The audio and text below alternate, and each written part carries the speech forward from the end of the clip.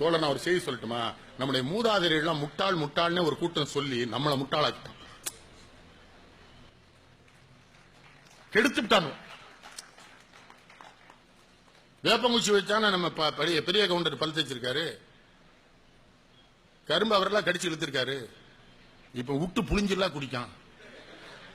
ஏன் மாப்பிள்ள கடிச்சா நான் கடிச்சா செட்டு கூடயே வந்துடும்.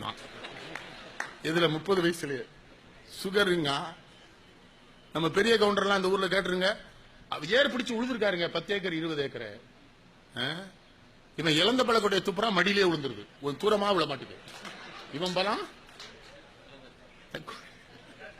இழந்த பழம் கொஞ்சம் தூரமா விழுந்தா தான் இவன் ஆரோக்கியமா இருக்கான்னு அர்த்தம். எல்லாத்தையும் எடுத்துட்டானுங்களே. சிவன் கோயில போனா வில்வையில கொடுப்பான் தெரியுமா? வில்வையில வாங்கி சாப்பிட்டீங்கன்னு வைங்க, பிளட் பிரஷரும் சுகரும் வராது.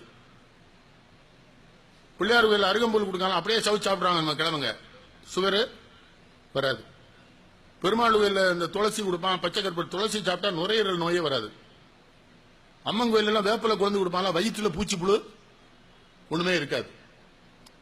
எல்லாம் தெரிஞ்சா தலைவர்கள் வீட்டுல பல வீட்டுல அதை சாப்பிட்டு இருப்பாங்க, பூச்சி புழு இல்லாம போட்டும்.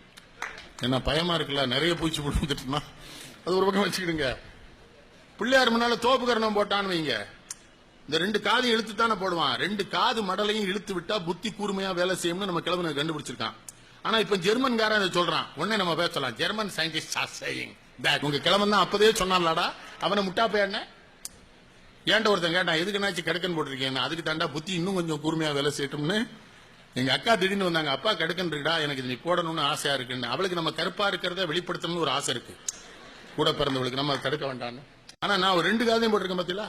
பல பேரும் ஒத்த காதல போட்டாலே தானே. என்னலன்னு கேட்டா, ஒரு பக்கம் அறிவு வேலை செய்தால் போதும், இந்த நாட்டிற்கு அதை விட அதிகம் இருந்தால். வெளிப்படையா அவங்கள்ட்ட கேக்குறமா, இப்ப அருகம்புல்ல பிள்ளையார் கோயில கொடுத்தா அது முட்டாத்தணும்னு. இப்ப பீச்சில் விக்கிற அருகம்புல் சார் காலையில கோயம்புத்தூர்ல ரேஸ் கோர்ஸ்ல விக்கிறாங்க பாத்தீங்களா? காலைல வாங்கி குடிக்கிறானே.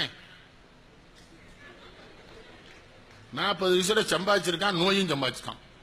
என்ன ஹலோ உங்களுக்கு எவ்வளவுங்க? 400. எனக்கு 420. நான் சொன்னேன் 420 பண்ணி தானடா இவ்வளவு சம்பாதிச்சீங்க, அதான் 420 ஆயிடுச்சு.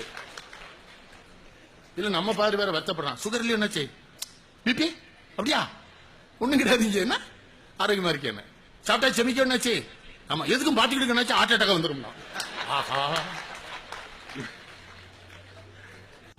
நான் என்ன சொல்ல வர்றேன், கோவிலோடு உடற்பயிற்சியையும் கோவிலோடு மருந்துகளையும் நம்ம பெரியவனை உற்பத்தி பண்ணிருந்தான்.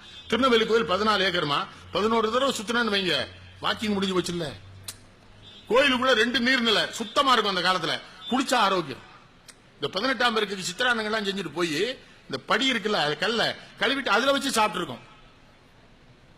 எல்லாம் பொய்யின்ட்டானுங்களே, எல்லாம் கெடுத்துட்டானே. குடியவே அறியாத தமிழ்நாட்டை குடிக்க வச்சுட்டானுங்களே.